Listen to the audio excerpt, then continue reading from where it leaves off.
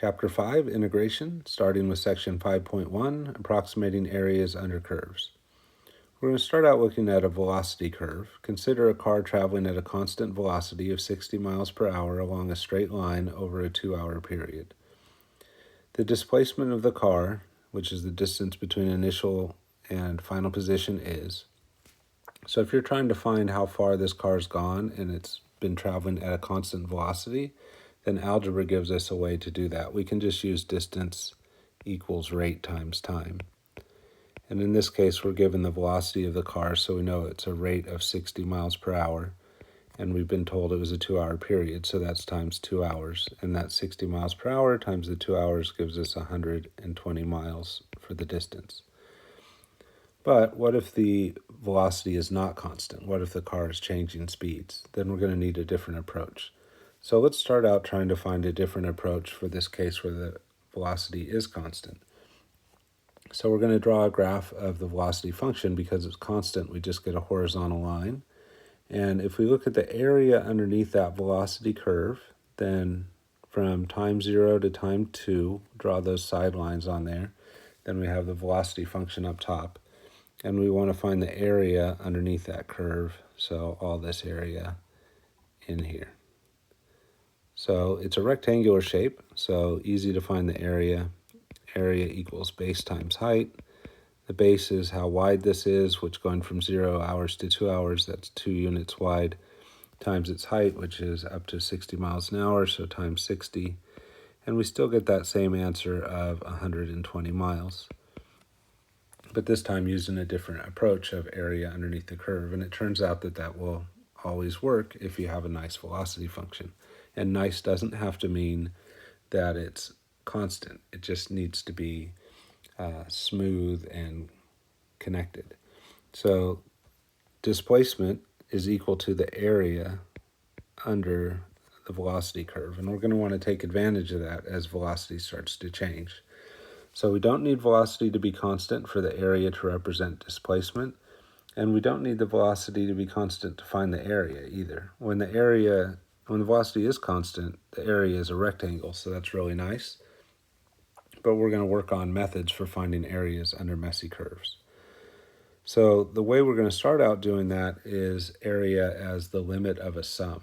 So we're going to approximate the area underneath the curve using rectangles. So we're going to start off here with a very kind of crude approach of just using 2 rectangles. So we've got this non-constant velocity curve that I didn't trace over very well, so I'll erase that, but there it is in red. And we want to approximate the area underneath that over this interval. So they've broken the interval into 2 sections and done a rectangle for each one. What they've done for the height of the rectangle is the height of the function at the left-hand side of the interval, and then the base is just however wide that interval is. And we can get the area by doing base times height. Then we go to our next interval. We take the left-hand endpoint, see how tall the function is there, use that as our height. We get this rectangle, and we can do base times height again, and then we could add those 2 together. So would that be a perfect representation of the area under the curve? Well, it's got some problems. We're missing all of this area right here, which is under the curve, but not accounted for by our rectangles. We're also missing this area right here. And then we get some extra area that we are counting that wasn't underneath the rectangle. So you'd hope that would balance out, but if you look at the picture, there's a lot more we missed than what we got extra. And part of the problem is just using 2 rectangles is a very crude approach. So what if we went with 4 instead? So we do height is the area. The height of our first rectangle is the height of the curve at the left-hand endpoint, and then we can do base times height to get its area. For the second rectangle, find the height of the curve at the left-hand side, and then base times height. Keep doing that. So height of the function on the left-hand side gives us the height of the rectangle, base times height. Another height of the function on the left side, and then another base times height. And we'd have 4 rectangles, and we could get the area of each one using base times height, and then add them all together as our approximation for area under the red curve. We're still missing some little areas here, here, but it's not as much missing as in our previous picture. And we've got some extra here, which actually ends up looking like it's a little more extra, but maybe a better balance this time between the part we missed and the part we got extra. So the idea is keep making that less crude by doing more and more rectangles. So we see 8 and then, I don't know, maybe 16 or so. So notice the areas that are missing are getting smaller, the areas that are extra are getting smaller, and they're probably balancing out better. When we increase the number of rectangles a lot, we're still getting some little misses there under the curve and some extras over here, but again, those errors are a lot smaller. And notice that it says our plan is to take a limit. So if we take the limit as the number of rectangles goes to infinity, the plan is that all those errors become small and eventually the error goes away and we find the exact answer. So that's the big plan for chapter 5. Find area underneath of curves, and starting method is to use a limit of the sum of rectangles like this as the width of those rectangles gets smaller. So we'll explore this more in the coming pages. All right, because we're going to be trying to find area under curves by using the sum of the areas of these rectangles, we want to get better at doing sums. And so the first thing we're going to do is introduce a notation to kind of abbreviate a repeated sum. So we can write the sum, this sigma, this letter right here is capital letter sigma. So that represents a sum in math. So we would say this is the sum as k goes from 1 to 10 of k. And what that means is plug in a 1 for k, then plug in a 2 and a 3 and a 4, and then stop when you get to whatever number is up top, which in this case was the 10. So that's called summation notation or sigma notation because that big symbol is the Greek letter sigma. So let's practice using this summation notation or sigma notation looking at an example. So they want us to find the sum as k goes from -1 to 3. So I'm reading that from down here to up here. So the sum as k goes from -1 to 3 of k squared plus k. So what do? We take that function they gave us right here, k squared plus k, and we plug in the -1. So that's our first piece. And then we plug in the next integer on our way to 3, which would be 0. So then we get 0 squared plus 0, so that's our second term. We just keep doing that. So then we go on to the 1, and then the 2, and then the 3. So we just plugged in the integers starting with -1, working our way up to 3, and we did the sum of each of those in between. So that's the summation notation idea. And then, of course, we can go ahead and add all that together, which isn't all that exciting. This first term right here is a 0. This next one is a 0. 1 squared plus 1 is a 2. 2 squared plus 2 is 4 plus 2, so that's a 6. Plus 9 plus 3, which is a 12, and that's 8 plus 12, so altogether we're getting a 20 there.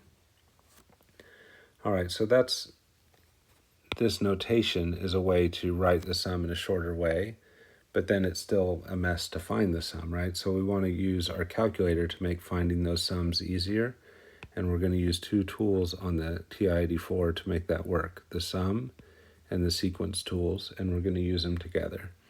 So let me show you in formula and calculator symbols how this works, and then I'll show you an example. So suppose we want to find the sum. So notice I read the Greek letter sigma as sum. We want to find the sum as k goes from 1 to n of some function of k. Then how do we do that? On the calculator, we're going to take the sum of the sequence, and then we're going to type in whatever our function is, but we'll usually use the letter x. You can use any letter you want. You can use k if you want, but the x is handier on the calculator, so we'll use that. Then we tell it what variable we're using, so we just repeat whatever letter we put in our function. And then we put what our starting number is going to be and what our ending number is going to be. So just matching some things up. The k equals 1 to n, that goes here and here. And then when you're doing the function, whatever function they put inside the summation notation is what you put here, and then you just match the letter right there. All right, so let's try the one up above. So that would be the sum as k goes from -1 to 3, and the function is k squared plus k. So we're going to want to go to the calculator and do the sum of the sequence, where the function is x squared plus x. So I'm just switching the letter to x, telling the calculator what the variable is. The starting point down in the bottom is -1, the ending point up top is a 3. So now what I want to do is type all that into the calculator and hopefully end up with the same 20 that we did up above. So let's go look at this on the calculator. So where do you find these sum and sequence? They're in the list tool, which is written in orange above the word stat. So to get in there, we have to hit the second key and then stat, which has the list as its raised up option. When you get in there, you want to go to the math option, and down there at number 5, you'll see sum. So I press that, but now I want to take the sum of a sequence, so I go right back into list, so second, and then list again. The sequence is under ops, which is in the middle. So I move over to the middle column. I choose sequence, and then the rest is just typing the stuff. So we need x squared plus x, comma. Our variable is x, comma. Starting point is -1. Make sure you use the negative key down there below the 3 rather than the subtraction. And then the ending point is 3. And the parentheses on the sequence and the parenthesis on the sum. Press enter, and it adds all those up together for us, and we get the 20. So there is the calculator kind of shortcut for doing one of these big sums. And we're going to be doing lots of sums in this section, so knowing how to use that tool is pretty key. So a couple quick reminders there on where I found things. I went to list, and then I chose the math option, and then I chose sum. So that gave me this piece. And for sequence, it's very similar. We want to go to list. We want to go to math. Whoops, sorry, not math this time. It's going to be ops, which is the center column, and then sequence. And you just start on the home screen, and it'll paste the sum in, and then you go straight into the other one, it'll paste sequence in, and then you're going to type the rest. So there's your calculator trick. All right, now that we have these tools, we're going to try and summarize this process of approximating areas. The formula we use to do that, or the kind of approximation we use, is referred to as Riemann Sums. So let's look at all the details of that. So Riemann Sums. Suppose f is defined on a closed interval from a to b and divided into n subintervals, each with equal length delta x. If x sub k star is any point on the kth interval, which goes from xk minus 1 to xk, for k goes 1 to n. That's messy, but when we see examples, it's not as bad as it might seem. Then the Riemann sum is take that x value you picked from the first interval, plug it into the function. That gives you a height, and then multiply that times the width of the interval, which is a base, and you have your first rectangle. Then move to your second interval, take your x value from the second interval, x sub 2 star, plug it into the function. That will give you a height, multiply it by delta x, which is the base, and keep doing that all the way across. So when you get to the last interval or the nth one, you'll take your x value, plug it into the function to get the height, multiply it by the width of the interval, which will be your base. So all the way across, you're doing height times base, so you're getting all these little areas, and then you take all of those areas and you add them together.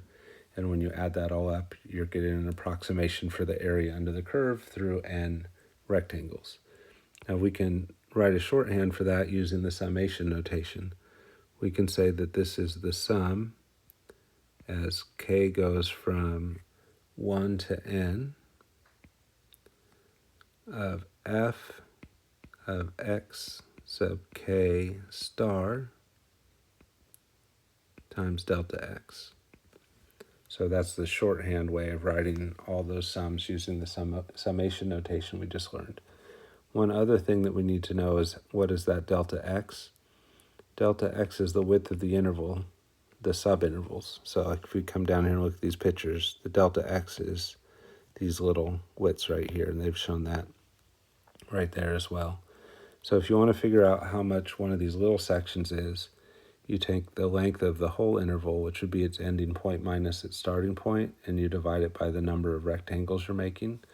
So that's a very important formula to memorize, that delta x is b minus a over n. We're going to use that a lot in these problems. The Riemann sum, technically that x value from each interval could be any random x, and the process works. But if we're going to do it, we don't want the x to be random. We want it to be kind of structured and have a pattern to it. It'll make things easier. So there's three types of Riemann sums we're going to look at. There's the left Riemann sum, and that's if the x you pick is the left endpoint. And we call that L sub n. So L sub n is the left Riemann sum with n subintervals, or n rectangles. And then we can do different versions of that. We can do the right Riemann sum, where we pick the x value as the right endpoint of each interval, and we'll call that one R sub n. And so we've got pictures of both of those down below. So on the left, we have the left Riemann sum. So if you look at this rectangle right here, how did we get its height? By taking the left hand endpoint and plugging that into the function. So the height is how tall the curve is on the left-hand side. If we take that same rectangle over here on this next picture where they're doing a right Riemann sum, then we use the right side of the rectangle to figure out the height. So we, on the right-hand side, take that x, plug it into the function, which gives us the height of the function, and that becomes the height of the rectangle. The midpoint method says take the middle height and use that for your rectangle. Generally, you do best with the midpoints in terms of, like, let's look at a rectangle here. Notice it's got some that's missing, but it's got a piece that's extra. And so you tend to get a lot of balancing out of your errors in a midpoint and reach a good approximation faster. However, the one that's easiest to use in formulas is the right Riemann sum. And it turns out that when we take the limit as n goes to infinity of the number of rectangles, it doesn't matter if we're using left, right, or middle. So when we do those limits, we'll usually use the right Riemann sum because it's going to be the easiest to calculate. If we're just doing an approximation, then a lot of times we'll prefer the midpoint Riemann sum because it has more balancing of errors. But you'll see all of this go down as we practice on the upcoming pages. All right, let's go ahead and look at some examples of these Riemann sums. So consider the graph shown to the right, and let's find L4, R4, and M4. So the first thing we want to do is think about how wide are our intervals going to be, our subintervals. So in each case, they're asking us for 4 of the rectangles to be used, and our graph goes from 0 to 8. So the delta x, which represents the width of each subinterval or each rectangle once we start drawing those, is the length of the entire interval, so 8 minus 0, right-hand side minus left-hand side, divided by the number of rectangles we're going to use, which is going to be 4. So that ends up being 8 over 4, or 2. So the boundaries on our rectangles are going to start at 0 and then go every 2. So we're going to have a boundary at 0, we're going to have another boundary at 2, another boundary at 4, another boundary at 6. The height of the rectangles is yet to be determined, so I'm just drawing these lines kind of extra high. So there's our boundaries, though, at 0, 2, 4, 6, and 8. That creates 4 sections, each of which is 2 wide. Now let's start working on the individual tasks, starting with L4. So remember the L stands for left-hand endpoints are going to be used to compute the height. So when we go to our first section, which goes from 0 to 2, we go up from the left-hand side until we reach the function, and that's a height of 3, and then that becomes our rectangle. So we want to find the area of that rectangle right there. So the area of that one is its height, which is 3, times its base, which is that delta x, which is going to be 2. So again, the height being where the left-hand endpoint hit the function. So if we go to the next one, and we go up on that one, so we start here at 2, our left-hand endpoint, we go up until we hit the graph. Once we hit the graph, that's where we figure out our height for our rectangle, and we can fill that in. So we're using this height right here, which is 7. So that second rectangle has a height of 7 and a width of 2. All of our rectangles are going to have that same width of 2. And then we just keep continuing that process. So we go over to our third section. So this is the section we're talking about. How wide should it be? Go up from the left-hand endpoint till we hit the curve. That becomes the top. And then this is the rectangle we're trying to find now. And its height is given by its left hand, where its left-hand endpoint hits the function, which appears to be a height of 8. And again, that constant width of 2, so we have another times 2. One rectangle left to do. Its height, if we go up from the left-hand side, starting at the 6, going up till we hit the curve, that forms our rectangle. And this rectangle has a height right there of 5. So that will be plus 5 times 2. Now we could just go do each of these multiplications by 2 and add them up, but we always have this constant base issue. So what we usually do is factor that base off to the right and just say we can add all of our heights together and then multiply it times the base or the delta x when we're done. So because the delta x is a constant, we often factor it off to the side. So we usually end up doing something that isn't what we're used to here, but we add all the heights together and then we multiply by the base. And we can see that it's okay to do that because the base is the same and can be factored off to the side. So not our normal pattern, but it does end up making the math a little easier if we do that. Add all the heights times the base. So let's see, it looks like if we add all the heights together, we get 23 times 2, so that would be an estimate of 46 for the area underneath that curve, and that's using left-hand endpoints. So now let's try it again using right-hand endpoints, and I'm just going to go ahead and switch up the colors here so that we can follow along. So let's do R4 now. So for R4, we're going to do the same idea of we can just add up all the heights and multiply times the base. So we want to start finding the heights, but now the heights are based on right-hand endpoints. So for our first rectangle right here, the right-hand endpoint is at 2, which is this height, which is 7. Plus, going to our second rectangle, the height is the right-hand endpoint, which is right here, which is at 8. Going to our third rectangle, the height is here for the right-hand endpoint, which is that 5. And then the last one, going up from the 8, would be right here. Looks like we end up with a 6 for that one. And then times 2 for all of those. So it's adding the heights where the height is from the right-hand endpoint times the base of 2. Looks like we have 26 times 2 there. So 52 for that one. And then finally we'll do the midpoint. So we'll just switch colors one more time and do the midpoint method for the Riemann sum with 4 rectangles. So what's different now? For our first rectangle, the height is going to be based on the midpoint here at 1. So we go up from 1 till we hit the curve, which is this right here. So our first height is 5.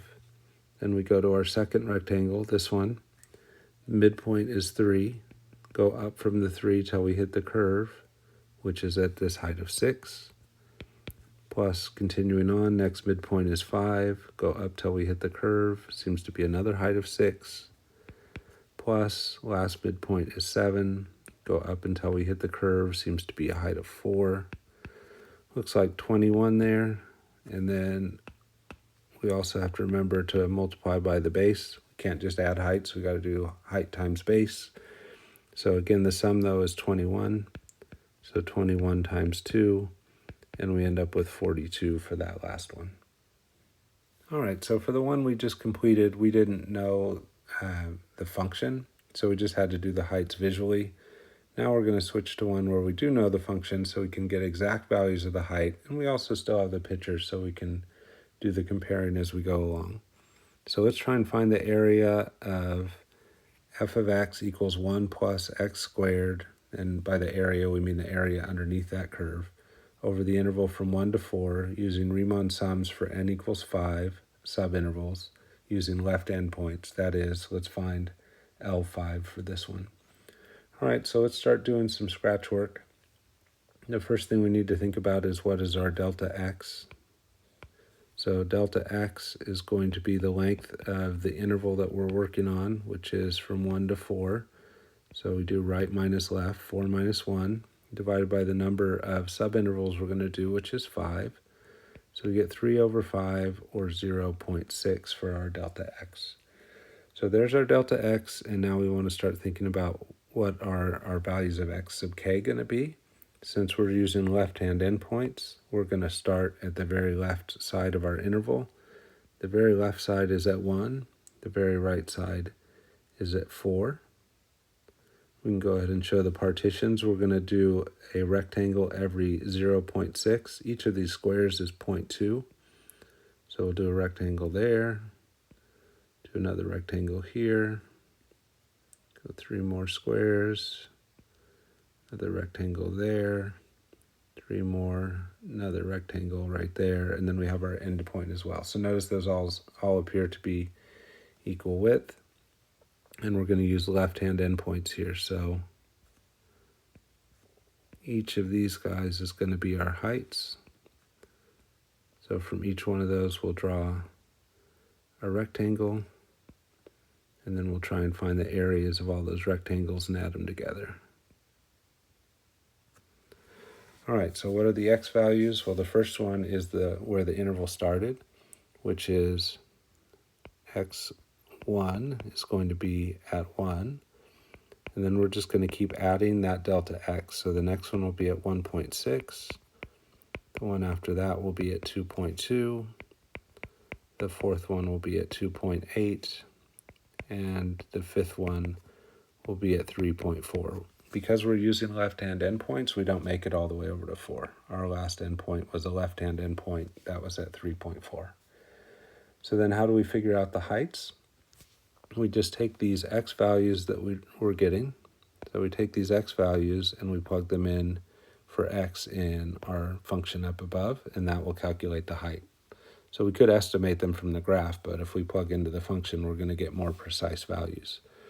So the first one is 1 plus 1 squared, which is 2. And then we get 1 plus 1.6 squared, which ends up being 3.56. Then we get 1 plus 2.2 squared, so we just keep taking the next x value and plugging it into the function, and so on. So we're figuring out precisely how high is the curve at each one of those left-hand endpoints. And I've already plugged those in to the calculator. So this one ends up being 5.84, and then 8.84, and then 12.56. So in a way, the easiest process for figuring out each of these is we now know the heights. So we would just take the height times the base, and we'd get each one of these. So let me write it out in the simplest way that we could do it, and then I'll show you something that's more complicated but ends up being a good trick in the long run. So if we want to know what our area is approximately, we can approximate our area using L5.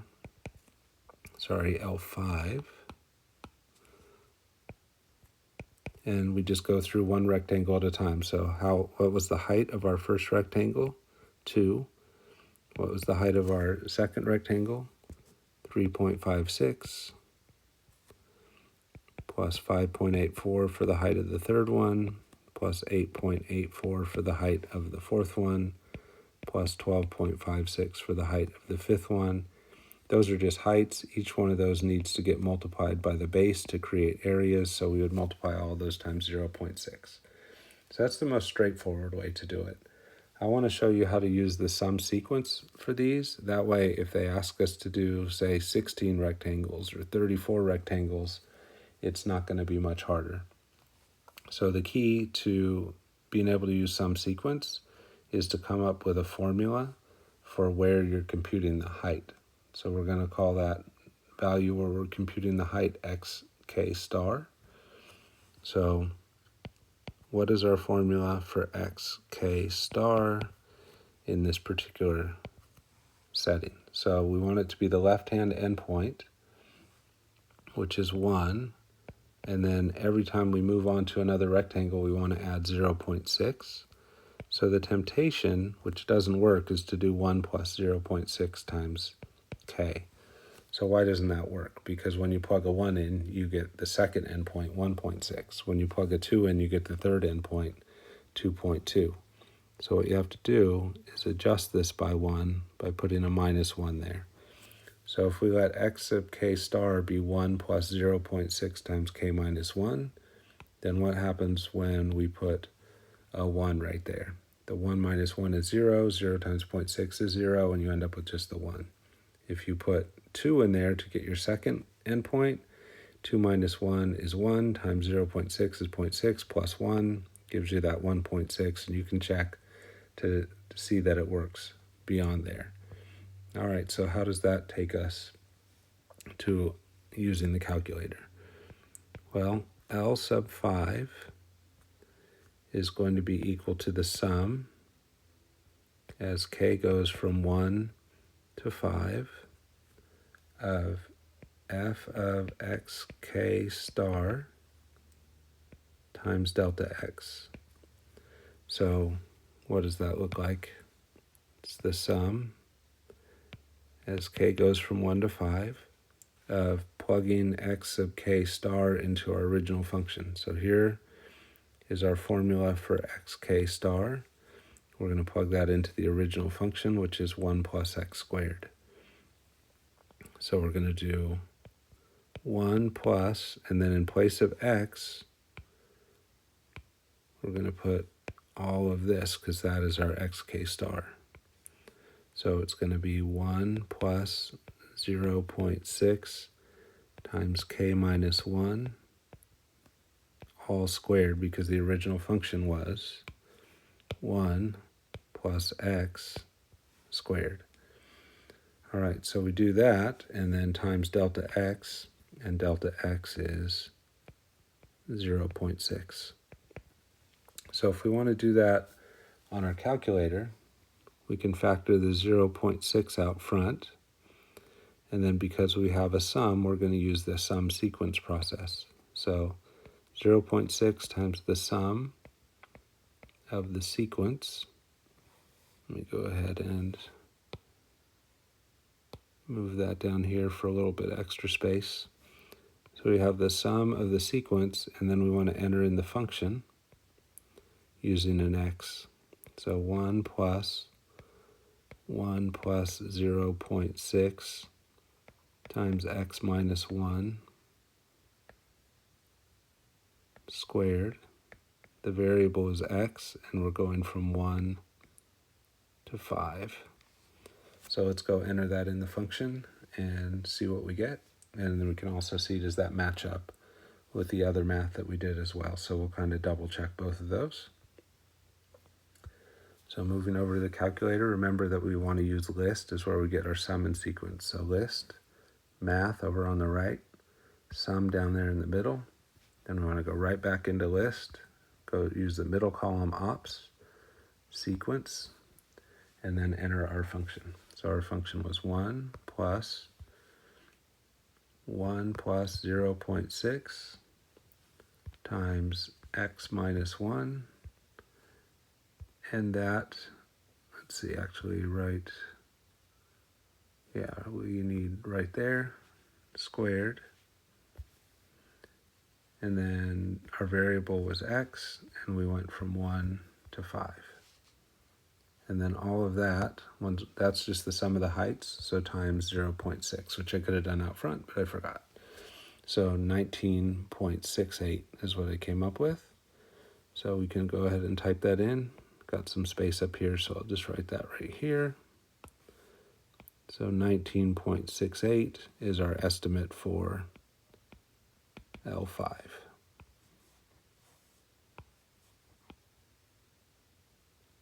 That was definitely the messy way to do it. But again, if there's a lot of rectangles, being able to do it that way will speed the process up a lot. So I am going to keep showing you that. The other way to do it, which is easier on the brain, but more tedious as you get more rectangles, is to add up all of the different heights that you got and then multiply that by 0.6. So we can go ahead and double check against that more straightforward calculation as well. So adding up all the heights, so our heights were 2 plus 3.56 plus 5.84 plus 8.84 plus 12.56. All of those added together and then times 0.6 hopefully gives us the same answer, and it does. So we have two choices there. You can calculate all the heights and then add all those heights together and then multiply by delta x, and that will give you the value that you want. If you use the sum sequence, you actually don't even have to compute all of the heights, because when you plug this part right here in, you're taking the x values you want and plugging them into the function. So that is computing the heights as you go along and then adding them up from 1 to 5. So you can save time with sum sequence, but it takes some getting used to. Because it takes some getting used to, I'm going to keep showing it to you so you get some practice with it. One quick question before we leave the page. The estimate we just got of the area, right? It is an estimate. We said it's approximately the area that we want. So is the estimate we got an overestimate or an underestimate? Well, if you go through and you look at the rectangles that we did, in each of those rectangles we missed a little bit. Every time there was area under the curve that we did not get in our rectangles. So because we missed area every time, we ended up underestimating the area this time. So we'll go ahead and look at that on the next one as well. All right, on this one we're continuing with the exact same function, 1 plus x squared over the exact same interval from 1 to 4. But this time we're still going to do 5 subintervals, but we're going to use right-hand endpoints instead of left. So I've already drawn the boundaries for us. So our first rectangle is right here, and we're going to use its right-hand endpoint right there. So instead of starting at 1, we're going to add the delta x right away. So we're going to start out at 1.6 as our first x value. When we go to our second rectangle right here, we're going to use its right-hand endpoint for the height. So we're adding delta x again to get 2.2, add delta x again, 2.8, add it again, 3.4, add it again, and we get 4.0. When you use right-hand endpoints, your last right-hand endpoint should always be the end of the interval, which in this case was 4. Okay, so now what do you do next? You would plug each of those in to get the heights. So our function right here, 1 plus x squared, so we would have 1 plus 1.6 squared. And then we would have 1 plus 2.2 squared, 1 plus 2.8 squared, 1 plus 3.4 squared, and 1 plus 4 squared to get those heights. So it looks like the last one would be 1 plus 16, so that's a 17. All the other ones were actually the same numbers we had on the previous page, because we did right. When we do left-hand endpoints, the left endpoint of one rectangle is the right endpoint of another. So we end up getting a lot of the same numbers over and over again. So if we go back and look at what we had for these previously, I can fill those in for us nice and quick, but you could get them on your calculator nice and quick too. They're not that hard to compute. So there's our 5 heights, each of those coming from using the height of the function at the right side of each subinterval. So how would we get the area, or how would we get R5? R5 would be to add up all those heights,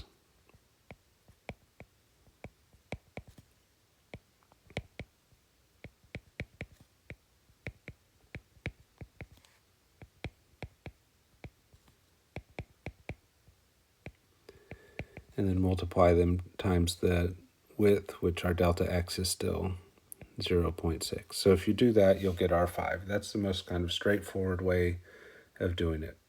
Think about how wide is each subinterval to get your delta x. Take the first endpoint and add delta x to that. So start off at the 1 and add 0.6. That's where we got this 1.6, and then just keep adding the 0.6 to get the rest of your right-hand endpoints. Get the heights by plugging those into the original function again back up here. I want to show you how to do this with some sequence so we get some practice at it. So for some sequence, you need to come up with a formula for your x sub k star. In this case, it's the right-hand endpoint, which I said earlier is the easiest one to do. And that's because the right-hand endpoint always is your left hand of the interval, which in this case is 1, plus your delta x, which in this case is 0.6, times k. So you don't have the k minus 1 on this version, which makes it a little bit easier. So there's our xk. So if we want to find the area, we can approximate that area using R5. R5 is the sum as k goes from 1 to 5 of f of xk star times delta x. So in this case, that is the sum as k goes from 1 to 5 of 1 plus, and then it's supposed to be x squared, but we're going to do xk star squared. So that'll be 1 plus 0.6 times k squared times delta x, which was 0.6. So if we want to put that into the calculator, and I do, then we can move the 0.6 out to the front and then multiply that times the sum of the sequence.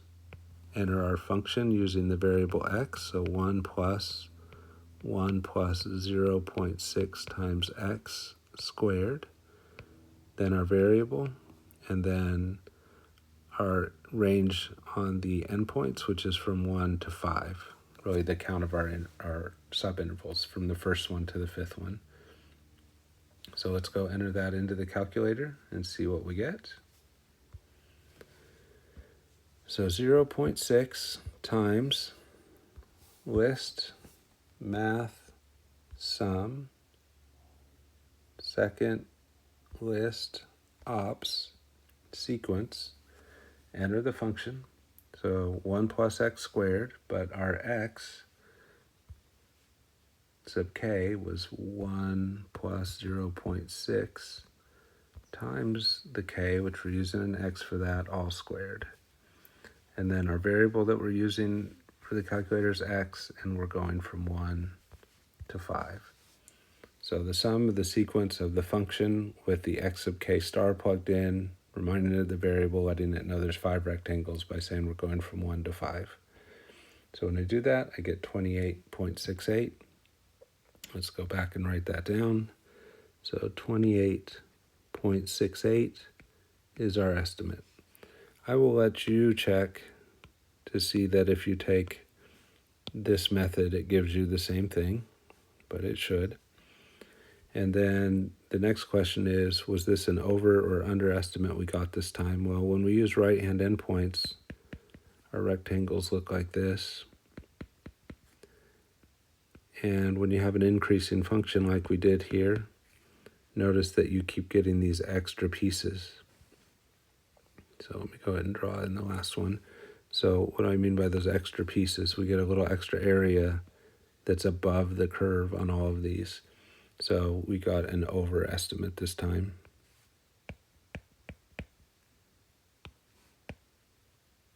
So what do we know about the right answer? Well, from the previous page, we got 19.68 as our estimate, but we knew that was under.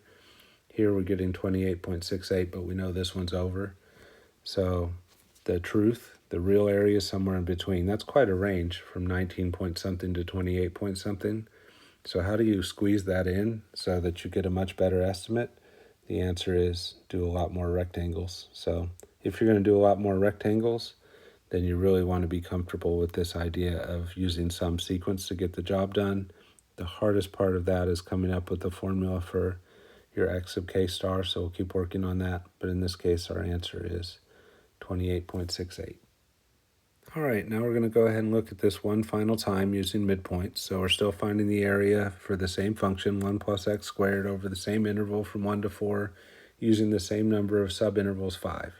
But this time we're going to use midpoints instead of left-hand endpoints or right-hand endpoints. So our interval goes from 1 to 4. So this is the area we're trying to find under the red curve.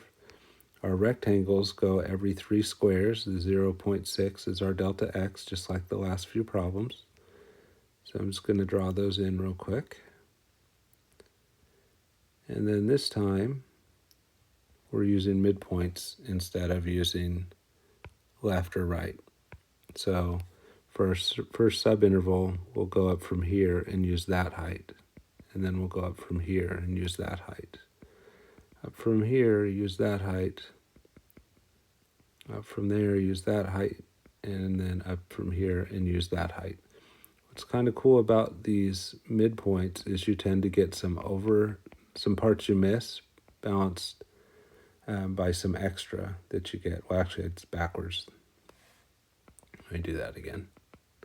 So this is a part that you're missing, but you're getting some extra in your rectangle there. So you get some balance within the squares. So it's hard to know whether we're going to get an over or estimate. It's not clear. It depends on whether the part you missed or that you got extra was bigger. But there seems to be more balance in using midpoints, so we would expect this to be a more accurate process.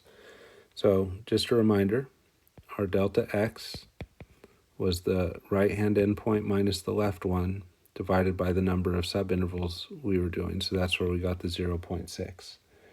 And then we need to come up with a value of xk star, or a formula for the value of xk star. So xk star, what's the formula going to be?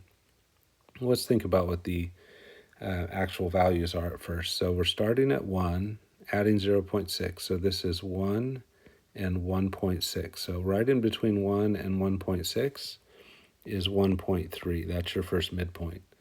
Then you're going to keep adding that delta x on. So we would have 1.9, 2.5, 3.1, and 3.7. It's good to check that your last one seems to be in the right place. This is 3.4 and 4.0, so 3.7 would be right in the middle. So it does look like we're getting the right values. Now, can we come up with a formula for that? So this one's a little tricky. I'm going to start out by just making a mistake and then fix it. The easiest formula we've run across so far is you take the left-hand starting point, which in this case was 1, and then you add 0.6 times k. And let's just see what goes wrong if we use that and see if we can make an adjustment. So if we plug in a 1, so trying to get x1, if you plug a 1 in there, you get 1.6. So it's too big by 0.3. If you're trying to get x2, you'd plug a 2 in there. 2 times 0.6 is 1.2. Add that to 1, you get 2.2. That's too big by 0.3. So here's the idea. If all of those are too big by 0.3, what if I took that lead number and I made it smaller by 0.3 so that I have 0.7 plus 0.6k? Let's check that. If k equals 1, so plug in a 1 right there, we get 0.7 plus 0.6, which is 1.3. If k is 2, we get 0.7 plus 1.2, and then that is 1.9. If k is 3 times 0.6 is 0.18, add the 0.7, you get 2.5. So it looks like that formula is going to work. So I'm going to use that formula to help me get A5. Notice, by the way, I'm not doing the heights this time. You can if you want. Plug those x sub k stars into the original function to figure out their heights. But I'm going to go straight to the sum sequence, and if you do that, you don't need to do the height part. So the area that I want can be approximated by M5, probably a better approximation than L5, which was an underestimate, or R5, which was an overestimate. We're going to take the sum as k goes from 1 to 5 of f of xk star times delta x, which in this case would be the sum as k goes from 1 to 5 of, the function is 1 plus x squared, so 1 plus, and then we want to do like x squared right here, but the x is xk star, so we need to plug all that in there. So 0.7 plus 0.6 times k.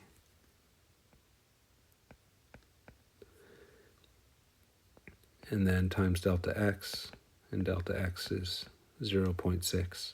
And then I want to translate that into the calculator version. So I'm going to move the 0.6 out front, and I'm going to take the sum of the sequence, or I'm going to type the function, but I'm going to switch the letter to an x. So 1 plus 0.7 plus 0.6 times x. All that part gets squared. Our variable is x, and we're going from 1 to 5 on our sum. So if we do that, we can go to the calculator and see what the area estimate is.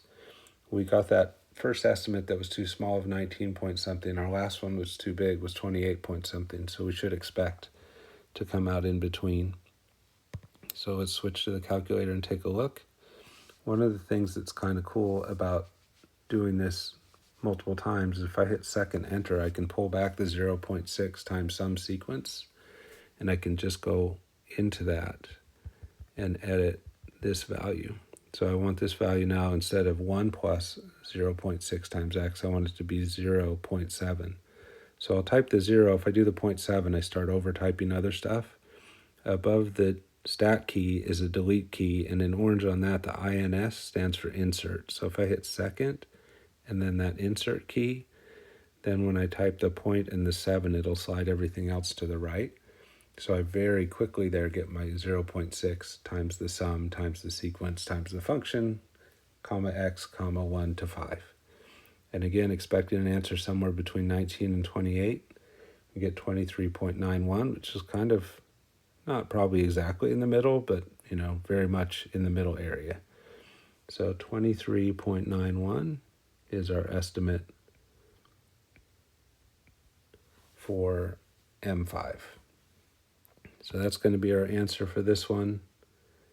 This time I did not ever plug the values individually into the function, because if you're using the sum sequence method, you don't have to. If you want to go back and double check my work by plugging them in individually, you're welcome to do that, but I would encourage you to be working on the sum sequence. Even if it doesn't feel comfortable, keep trying it till it does become comfortable, because some of the problems in homework want you to do sums that go from 1 to 100. You don't want to do those individually on the calculator. You want to be able to do them quickly with this sort of method that we're using here. All right, one more topic to finish up with, and that is, what does it mean when the Riemann sum we're working on comes out to be negative? So that ends up introducing a topic called net area, which I'll return to in a minute. But let's just look at an example where the Riemann sum turns out negative, see why that is and what it means. So find the area for the function 1 minus x squared over the interval from 0 to 4 using the Riemann sums for n equals 4 subintervals using midpoints, that is, find M4. So our boundaries are from 0 to 4. So one boundary is here at 0. So that's one boundary on our curve. The other one is over here at 4. So we're trying to find the area between the function and the x-axis from there. So if I were to shade the area that we're actually looking for, it would be this bit here and then this bit over here. So we got one section that's above the axis and another one that is below. And so what turns out happening is areas that are below get calculated as negative by Riemann sums, because when we do the height of the function, since it's below the x-axis, it ends up being negative. So let's just go ahead and do the process of finding M4 and kind of see how that all goes down, and then what we have to say about it in the end. So in terms of our intervals, if we're going to have 4 rectangles, then we need to figure out our delta x. So delta x would be the right endpoint 4 minus the left endpoint 0, that's from up here, divided by the number of rectangles we're going to use, which is also 4. So we get a very nice delta x this time of 1. So here's another boundary for us, and another one. We just have the boundaries at the integers this time. And then we're going to find rectangles using midpoints. So our first midpoint would be right here. Our first rectangle would look something like that. Our second midpoint would be right here. So our first rectangle would be something like that. Next midpoint, next rectangle bar, next midpoint, just go until you hit the function. And then there's our height. So here's our rectangles. That's the fourth one, the third one, the second one, and the first one. So what were those midpoints? First one was the middle between 0 and 1, so 1.5. Then we just keep adding our delta x of 1, so 1.5, 2.5, and 3.5 are our x values. So x1, x2, x3, and x4. Those are the ones we're going to plug into the function to find our heights. So when we do that, we're just plugging into 1 minus x squared, so we get 1 minus 0.5 squared. That ends up being 0.75. That's fine. That's the height of our rectangle, and it comes out positive. But when we go to our second rectangle, because the function now is below the x-axis over here, its height is going to be negative. So we get 1 minus 1.5 squared, which is 1 minus 2 1/4, ends up being negative 1.25. So that's where we start getting into some weird stuff in terms of area, because our height is coming out negative. Just continuing on to calculate the rest of them, though, 1 minus 2.5 squared and 1 minus 3.5 squared. That's finding this value down here and this height down here. And those heights are below the x-axis, so they come out negative. So negative 5 1/4 for this one, and negative 11 1/4 for this one. So how about finding M4 then? So for M4, you're supposed to do base times height. So the first height is 0.75. The second height, negative 1.25. Third height, negative 5 1/4. Fourth height, negative 11 1/4. And then all of that times the delta x, which in this case is 1. And if you do the math on that, M4 comes out to be negative 17. So why is that happening? Because the Riemann sum is just taking a delta x times f of a value. It's not truly thinking about base times height. It's just doing a delta x, which is always a positive number, times an f of x, which might be positive or might be negative. So when your function is below the x-axis, those heights come out to be negative. So going back to this question of what does it mean when a Riemann sum is negative, it means that more area was below the x-axis than above.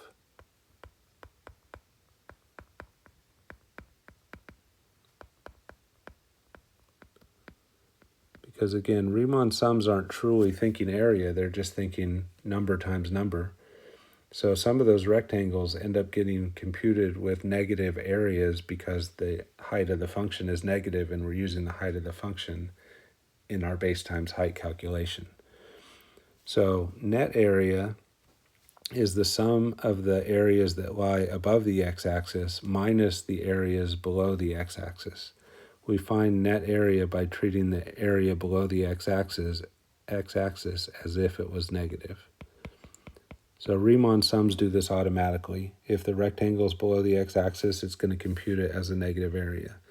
So when you do a Riemann sum, you are getting net area because any rectangles below the x-axis are being computed as negative. So if you're ever trying to find net area, technically area from a geometry standpoint is never negative. So if you did this geometrically, let me get some highlighting going here, you would find the area up top, which would be positive. Then you could geometrically find this area down here and also compute it as positive. But if you wanted the net area, you'd have to take the one that was above the x-axis and subtract the one that was below. Again, that happens automatically when you do a Riemann sum, so no special adjustments have to happen. You just need to be aware of why are you getting a negative when you're doing area, and it's because Riemann sums treat areas that are below the x-axis as if they were negative areas, which isn't a geometric thing. All right, one more thing to do here since we're calculating sums and we've got an answer of -17. Let's get a little bit more practice with the calculator. Let's see if we can come up with a formula for the xk star. So I'm going to go with xk star equals, let's start off by trying our left-hand endpoint for the interval, which is 0, plus delta x times k. Delta x is 1, so delta x times k just becomes 0 plus k. So this probably isn't going to work. That's the formula used for right-hand endpoints. So what happens if you plug a 1 in for k? You get 0 plus 1, which is 1 when you want 0.5, so you're too big by a half. So what happens if you plug a 2 in there? Then 0 plus 2 is 2, and you wanted 1.5, so again you're too big by a half. So what if we just adjusted that by, instead of doing 0, subtracted a half from that and did -0.5, or even you could look at it as a different, instead of -0.5 plus k, what if we just did k minus 0.5? So I'm doing a little bit of trial and error here, but let's try it. If I plug a 1 in right there, 1 minus a half gives me the 0.5 I want. If I plug a 2 in there, 2 minus 0.5 is the 1.5 that I want. So it seems like this works for xk star. So now let's try and build a sum sequence version of this answer. So M4 would be the sum as k goes from 1 to 4 of f of xk star times delta x. So in this case, that would be the sum as k goes from 1 to 4 of, for the f of x, that's 1 minus x squared. So we're going to do 1 minus x squared, but our x is k minus 0.5. And then we would multiply that times delta x. So if we do that as a sum sequence, we'll move, let's see, let's back up a little bit. Instead of writing delta x there, let's write what delta x was, which is a 1. So then when we do the sum sequence, we could factor the 1 out front, though it really doesn't matter because it's 1 times. And then we get the sum of the sequence, and then we enter our function, but using a k. So 1 minus, using an x instead of a k, 0.5 squared. Our variable is x, and we're going from 1 to 5. So let's go try to enter that into the calculator and see if we get that same -17. Just more practice with sum sequence. All right, so second list math sum, second list ops sequence.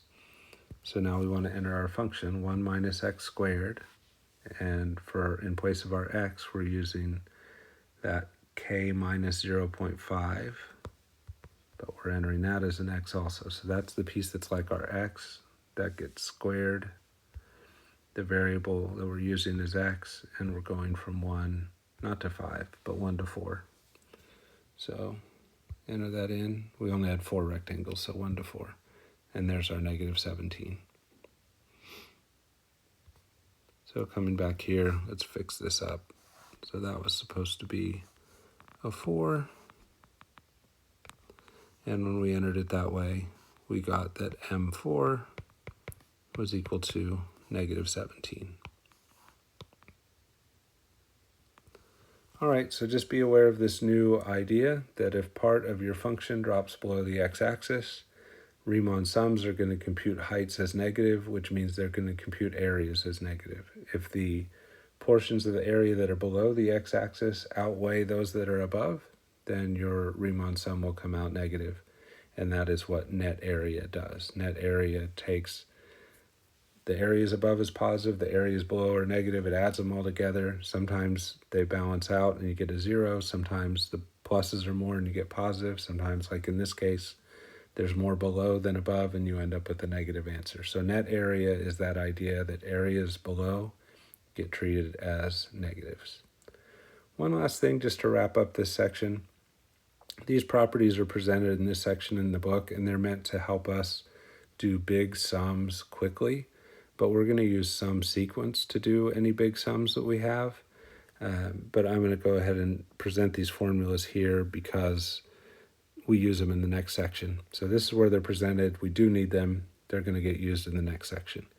If you're taking a sum as k goes from 1 to n of a constant times a function, the constant can be can be factored out front of the sum. So we can write the constant out front times the sum as k goes from 1 to n of f of k. And we've already actually been using that because the delta x is a constant in our Riemann sums, and I've been factoring that out to the front of the sums when I do the delta x out front in the sum sequence.